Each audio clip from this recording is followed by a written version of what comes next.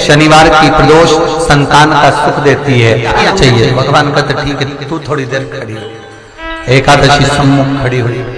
पार्वती जी ने जिस अंगुष्ठ का जल पीने के लिए लिया था हाथ में, बस पीने ही वाली थी, शंकर भगवान ने वही हाथ में जल लेकर एकादशी के हाथ में उसको देकर कहा, ले ये मेरे द्वारा निर्मित एक व्रत है जिसे त्रयोदशी के दिन तूने मांगा है, मैं तुझे देता हूँ। आज इस व्रत का फल मैं तुझे प्रदान करता हूँ। अब तू जिस जीवात्मा को लेकर जाएगी उसका पाप प्रबल नहीं होगा। किसी स्त्री, पुरुष, बालक, बुजुर्ग जो भी होगा जिसने प्रदोष का व्रत करा होगा, वो जीवात्मा को तू किसी फल की कामना से नहीं, स्वतः ही लेकर चली जाए। तो आंवले के वृक्ष के नीचे दीप दान करेगा शाम के समय पर संध्या काल के अंतर्गत, तो उसके घर में कभी संपदा की कमी ना हो। लक्ष्मी जी ने कहा, प्रभु आप किया, मैं स्वीकार करता, मैं स्वीकार करता। जितने भी लोग कथा श्रवण कर रहे हैं और जो लोग नहीं सुन पा रहे हो, इस कथा की एक छोटी सी बात जनमानस तक पहुंचाइए कि आंवले के वृक्ष के नीचे शाम के समय दीप दान अवश्य करें, जिससे आपके जीवन में खुशियां समाहित हो, जीवन में आनंद की अनुभूति, जीवन का सुख। एक निवेदन आप सबसे करेंगे, दुख है ना थोड़ा सा अगर आपके जीवन में, शिव जी को आप जल चढ़ाना चालू कर दीजिए।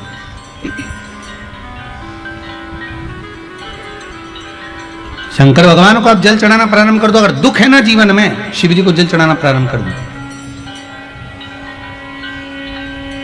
और एक निवेदन और करेंगे, अगर दुख समाप्त ही नहीं हो रहा है, कोई बीमारी एक पूरी होती है दूसरी लग जाती है, दूसरी बीमारी पूरी होती है तीसरी लग जाती है, तीसरी बीमारी पूरी होती है चौथी लग जाती है, कुछ प्रॉब्लम चली रही है, तो एक जल के पात्र में जल लीजिए, कलश लोटा पानी का भर लीजिए और उस पात्र में चावल के 2 दाने डाल लीजिए, अक्षत के 2 दाने डालिए। घर में से लेकर जाओ, थोड़ा सा जल बेलपत्री के वृक्ष के नीचे डाल दीजिए, थोड़ा सा जल पीपल के वृक्ष के नीचे डाल दीजिए और थोड़ा सा जल या तो आंवले का पेड़ मिल जाए या शमी का वृक्ष मिल जाए, शमी का वृक्ष मिले या आंवले का वृक्ष मिले, उसके नीचे डाल दीजिए। केवल तीसरे दिन का स्नान करा था द्रौपदी ने रजोधर्म में, और दुशासन उसके बाल पकड़कर सभा में लेकर आ गया। अगर द्रौपदी सोचती कि मैं रजोधर्म में हूं, मैं रजस्वला हूं, मैं भगवान को कैसे भजूं, मैं भगवान को कैसे पुकारूं, पर द्रौपदी रोती रोती जब अपने गुरु द्रोणाचार्य के सामने पहुंची तो गुरु जी ने कह दिया, द्रौपदी कोई तुझे नहीं बचाएगा, बचाएगा तो वो जो मैंने तुझे गुरु मंत्र दिया है, जो मैंने तुझे मंत्र प्रदान करा है, वो मंत्र भज।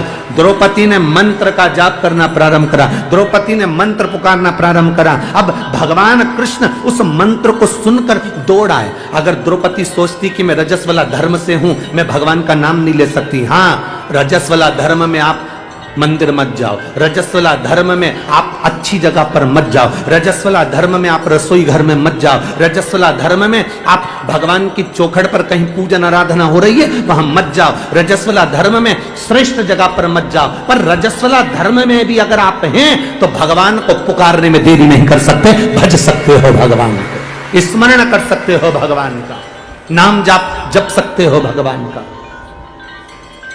अगर हम दीप लगा रहे हैं या हमारे मन में कोई भाव उत्पन्न है और हम बाबा से कहना चाहते हैं कि बाबा मेरा ये कार्य है आप पूर्ण करिएगा, तो फिर शिव मंदिर में भी लंबी बाती का दीप आप प्रदोष या सोमवार की अष्टमी या सोमवार या आप शिवरात्रि को बाबा से निवेदन कर कर लगा सकते हैं।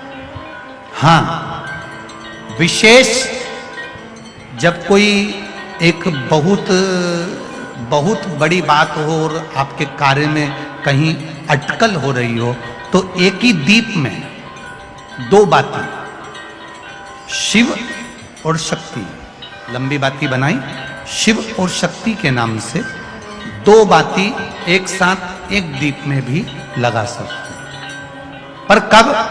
जब विशेष कोई आपका कार्य हो और वो अटक रहा हो, विशेष कोई कार्य, और आप बाबा से प्रार्थना कर रहे हो, तो दो बाती का भी प्रयोग आप कर सकते हो। ऐसे शिव तत्व को जान। हमारे यहां पर एक प्रसंग बुजुर्ग माताएं बहुत पहले से कहती हैं, शायद यहाँ पे भी जितनी बुजुर्ग माताएं बैठी होंगी वो जानती होंगी। 9 महीने में नारी के गर्भ में जब 9 महीने बच्चा रहता है, तो कोई एक महीना ऐसा होता है जिस महीने में बुजुर्ग माताएं कहती है कि नदी नाले मत नांगो। बोलो सही है कि गलत है? अरे जम के बोलो जी जी सही है। एक महीना ऐसा होता है, वो 7वां हो कि 6ठा हो कि 8वां हो, जो आपके स्मरण में होगा। कई माताएं कहती हैं, और बुजुर्ग माताएं कहती हैं, तो बहुओं को लगता है ऐसा कोई होता है, ये तो ढोंग प्रपंच है, ये तो ढकोसला होगा, ये तो ढोंग होगा। पर उसका प्रसंग कई बहुओं ने माताओं से कहा होगा, ऐसा कोई होता है क्या कि मैं मायके नहीं जाऊं और ये वाले महीना, एक महीना 9 महीने में एक महीना मेरी माताओं के गर्भ के समय का ऐसा होता है कि जिस महीने में बुजुर्ग माताएं कह देती है कि इस महीने में तुम नदी नाले मत लांगो, अपने घर में रहो, स्वस्थ रहो, ना कहीं जाना ना कहीं आना। डॉक्टर को दिखाने जाना हो तो चले जाओ, मना नहीं, पर नदी नाले लांग कर मत जाना, इधर हो तो चले जाओ। बुजुर्ग माताएं कहती हैं। अब इन बुजुर्ग माताओं को किसने बताया ये कि नदी नाले मत नांगना? वो प्रसंग ये शिव महापुराण की तर्पण, जो शिव पुराण की कथा आप सुन रहे हो, वो प्रसंग यहाँ मिलता है कि स्वधा तप कर रही है, और उसके तप करते समय वो अपने बच्चों को जन्म देने वाली है, और उस समय पर यमराज की धर्मपत्नी धुमोरना समझाने के लिए आती है। 1 महीना लगता है धुमोरना को स्वधा को समझाने के लिए। इसलिए हमारे यहाँ पर बुजुर्ग माताएं कहती है कि इस महीने में तो नदी नाले मत नांगना, क्योंकि यम की पत्नी आई है। जब गर्भस्थ बच्चा रहता है, जब गर्भ में संतान रहती है, गर्भ में जब औलाद रहती है, गर्भ में जब संतान रहती है, तो नारी के 9 महीने में से 1 महीना ऐसा निकलता है, बच्चा पूरी तरह से स्वस्थ होगा, धड़कन भी होगी, सब कुछ होगा, तुम भी अच्छे रहोगे। और 9 महीने में 1 महीना कष्ट का तो जाता ही है, ये निश्चित है। क्यों? क्योंकि उस समय पर स्वधा के पास में धुमोरना यमराज की पत्नी आकर बैठी थी, जिस समय पर स्वधा अपने बच्चों को प्रकट कर रही थी, तब उस समय पर धुमोरना आकर विराजमान हो गई, यमराज की पत्नी आकर विराजमान। अब नई बहुएं तो इस बात पर विश्वास नहीं करती हैं, पर मुझे आश्चर्य इस बात का होता है कि बुजुर्ग माताएं कितनी विद्वान होगी पुराने समय की, कि उनको शिव महापुराण की ये संवाद धुमोरना का यमराज की पत्नी का किसने सुना होगा। और ये बुजुर्ग माताओं को भी मालूम, इनकी सास ने और उनकी भी सास ने और उनकी भी सास ने, मतलब सनातन हिंदू धर्म कितना पुराना सनातन धर्म है, जरा विचार करिए कि